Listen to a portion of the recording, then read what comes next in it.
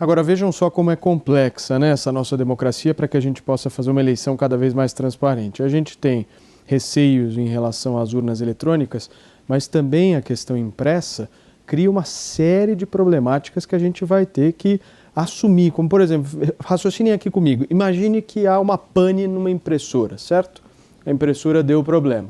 Da mesma maneira como a urna eletrônica, a gente já viu vários casos de várias eleições, a urna eletrônica dando problema e havendo a troca. Só que no caso da pane da impressora, há um problema aí que eu acho que é grave, que é a violação do sigilo ao voto. Imagine se você esteja lá promovendo o seu voto, esteja fazendo o seu voto, a impressora vai lá, ela tem um pequeno problema e trava. Os mesários têm que entrar ali e fazer, enfim, a troca e a substituição da máquina. E se o voto tiver ali aparente? Você tem uma violação ali do sigilo do voto, ou não? O que vocês pensam sobre isso? Pois é, esse complexo, que é o problema. Complexo. O assunto é muito complexo, merecia um debate mais sério. Agora, um ponto, o Brasil tem que aprender a fazer a coisa certa e a gente não aprende isso. Temos que impedir judicialização de eleição. Eleição é um processo administrativo, não judicial. Temos que garantir também o resultado honesto, transparente, total da eleição, não deixando dúvida. Então, a única saída, nós podemos encontrá-la agora. Os deputados Bia Kicis, o Paulo Martins e o relator dessa proposta, que é o Felipe Barros, eles deveriam apresentar um substitutivo a essa PEC 135, criando algo simples, a impressão do voto e garantindo que ele terá 100% de recontagem pública. Aí vamos conferir o resultado direto do que foi apurado eletronicamente, o resultado do boletim de urna, com a impressão desse voto. Essa impressão é possível, é viável, tem tecnologia. Hoje, para a gente ter uma ideia, até o jogo do bicho, uma contravenção, o jogo do bicho utiliza máquina de impressão, ele imprime. Ele é jogado eletronicamente, só que ele imprime o comprovante para o seu apostador poder ganhar o seu dinheirinho depois, ver se valeu ou não. Então, se vale o que está escrito no jogo do bicho, que é uma contravenção, por que também não pode valer na eleição, que é algo seríssimo, importante para a construção da democracia? Então, a gente tem que aprimorar, sim, o nosso processo. Não podemos ser coniventes com essa ideia de, vamos apurar só 10% por auditoria. Não, 10% nada. Tem que apurar 100%. A luta tem que ser pela apuração pública dos votos. É nisso que os bolsonaristas estão falhando, estão jogando errado, estão dando argumento para o próprio inimigo. Depois que for aprovada a porcaria, não adianta chorar. Mas por meio da porta de conexão da impressora também há possibilidade de fraude. Esse é o ponto. Não existe sistema perfeito, penso eu. Constantino, o que você acha? Paulo, sistema perfeito não existe, mas o que temos no Brasil, só o Brasil tem. É uma jabuticaba, assim como o TSE. Né? É inconstitucional em outros países. A Alemanha nunca poderia ter o modelo do Brasil, porque é preciso ter a prova concreta do voto. Eu vou repetir aqui, é mentira, é falácia que é auditável da forma que é hoje, porque você não tem como auditar que o voto que eu dei foi para aquele candidato. Isso não tem. Você tem depois um boletim final daquela urna. Você não tem voto a voto. Então, é uma mentira. Agora, a reação de certas pessoas gera mais desconfiança ainda. Por que são contra mais transparência? Por que são contra algo que o mundo inteiro tem? Aliás, o caso americano está gerando e gerou muita polêmica, sim, porque foi muito suspeito. O Joe Biden tem que ser considerado o presidente mais popular da história do mundo. Né? E a própria Amanda, se eu não me engano, apresentou para uma emissora de TV uma reportagem sobre isso. E as desconfianças com o voto eletrônico, com a Dominion e tudo mais. O problema é que ela, às vezes, apresenta a reportagem, mas não absorve o conteúdo. Então, veja, essa reação das pessoas é o que causa mais espanto ainda. Por que estão tão apreensivos assim com mais transparência? Ficar imaginando um sistema, uma possibilidade hipotética, um caso hipotético de uma impressora que travou, é muito pequeno, Paulo, perto do todo. Não, mas não é uma, né, Constantino? Podem acontecer várias. Podem acontecer várias. E hoje o que pode acontecer com essas urnas? Parou o sistema por 3 horas lá. Sim, com certeza. Veio o Acre depois, uma reunião dos ungidos que vamos judicializar.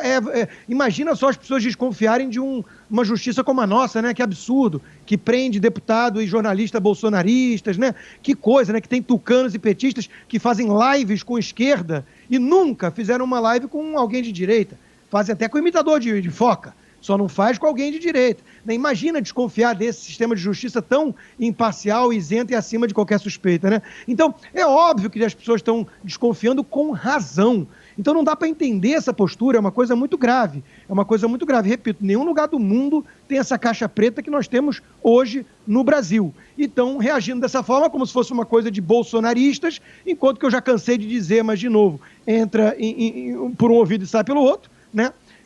Que já foi defendido por PDT, Ciro Gomes, o PSDB e companhia. Não dá para garantir hoje que quem eu votei ali foi realmente quem recebeu o meu voto. Isso não dá para saber. É uma caixa preta. E não vamos confiar na palavra do Barroso, não. Né? E fora isso, tem hackers que já mostraram a fragilidade, muitas outras falácias aí que são repetidas e são sempre derrubadas pelos fatos. Então, é muito preocupante o que nós estamos vendo. Nós estamos falando aqui da nossa democracia. Nós estamos falando de uma coisa muito grave, muito séria. Não dá para entender essa postura. Ela só alimenta a desconfiança da população. Amanda Klein.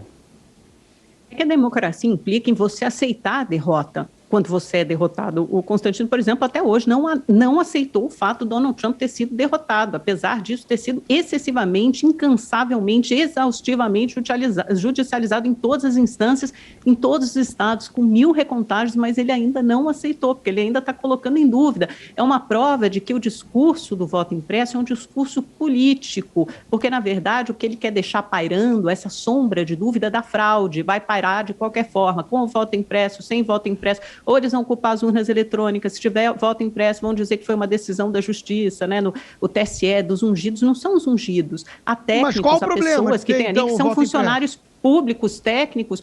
O Constantino, o problema, a meu ver, não é nem o voto impresso em si, é esse discurso. Um deles saiu de lá e diz que é frágil. Era funcionário público de lá.